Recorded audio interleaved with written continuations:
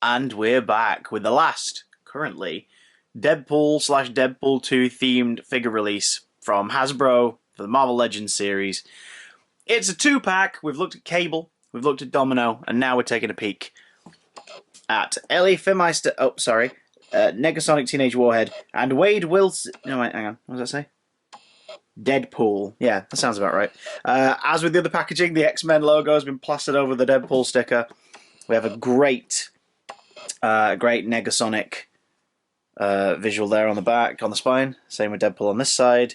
Both displayed on the back, looking pretty badass. They are based on their appearances in Deadpool 2, which would explain some of the accessories. Really, really good likeness there of Brianna Hildebrand. That's pretty damn solid. And really good likeness there of Ryan Reynolds' face when it's covered by Lycra.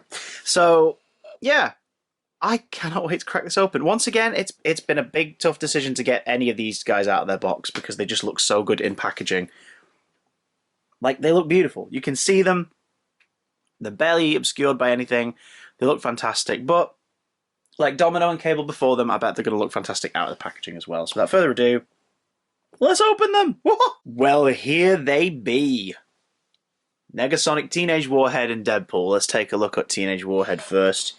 Like I said, the likeness of Brianna Hildebrand is amazing. Zoom on in. Based on how she looks in Deadpool 2. I'll be honest, out of the character's two looks, I think I would have preferred the new X-Men style uniform and shaved head look from the first film, but I'm not complaining.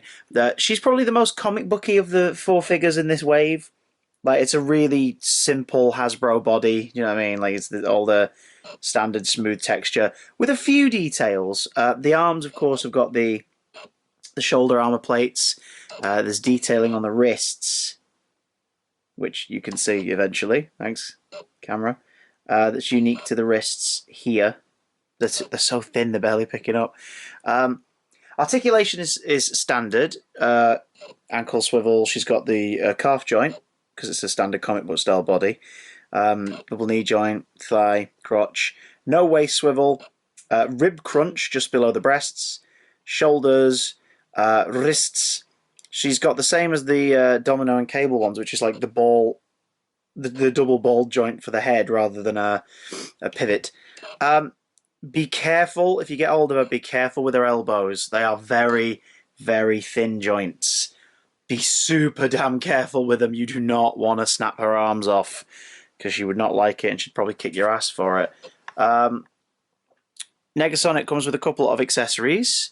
She comes with two sets of hands. She's got two of them on right now, but the hands are clenched fists and splayed power hand, or, you know, just neutral standing hand based on how you want to pose her. She also comes with sort of her, oh my god, her Sunspot style movie superpowers. So you can have energy blasting out of her hands, either as fists or as power up, you know, splayed hands. They are rubbery and malleable, so you can fit them around her arm as you wish. Pretty cool, pretty straightforward. Then we come to the meat and potatoes of the box because he's got way too much stuff. So, Wade, too much stuff, very good. Deadpool, who is in the foreground of the shot and the camera, will not acknowledge it. Oh my god. Negasonic, you're going to have to go back here, sorry. So, Deadpool. Bit of a mixed bag. Look spectacular. Like, that is the Ryan Reynolds movie Deadpool, barely able to stand up straight. He's going to stand so much better when he's posed. So that's a bit infuriating. Very small feet. Ryan Reynolds is a tall dude, but these, like, shoes, based on these shoes and these hands, Deadpool has very tiny hands and feet. Swivel at the ankle, double knee joint, no calf spin, thigh, crotch. Waist articulation, ab crunch. Arms are your standard, but we get the Spider-Man flex of the shoulders and the chest. I guess because obviously we've got swords to play with, so you want to give him more options. Head is barely posable. It's a rotation joint here at the base of the neck, and then the head is on a really limited ball joint. So you can't move his head a lot at all, which is annoying. His accessories include this, katana sword holster that's stuck to him, but the belts aren't. They're rubbery, so obviously they don't get in the way of his posability. But it does mean that this flaps around quite a lot. He has a knife holster on his calf. Sorry, Negasonic, you're setting the camera right off. He has a knife holster on his calf. He has 2 gun holsters with guns already in them. I had to look at another review just to get confirmation that they're not decorative, and they are indeed spare guns. But tread carefully. At least 2 reviews I've looked at show that the guns break quite easily. Mostly the trigger loop snaps when you're taking them out. So I'm probably going to keep those in the holsters as a result of that. Classic Liefeld, multiple patches for no reason. And of course the swords belong in the back. I love, it's just a Deadpool thing. I love the sort of, mostly from the 2000s onwards, the little bunched up mask bit at the back there. Deadpool comes with an insane amount of accessories, and I think that's why they put these guys in a 2-pack and charge obviously a bit more than 2 figures worth, because it comes with loads. It comes with 4 sets of hands. He has 2 in right now. One is clenched fist. Hello, clenched fist, there we go. One is like a splayed comedy palm for gesturing or like floating around the holster or like he's about to pick up his gun. One pair of hands is clearly for his katanas, sword fists. And another is for pistols with a trigger finger. He also comes with his 2 katanas, which in classic style are made of really flimsy plastic, so have bent in the box and will probably bend and break easily in real life. These are likely to never come out of his holsters once I put them in.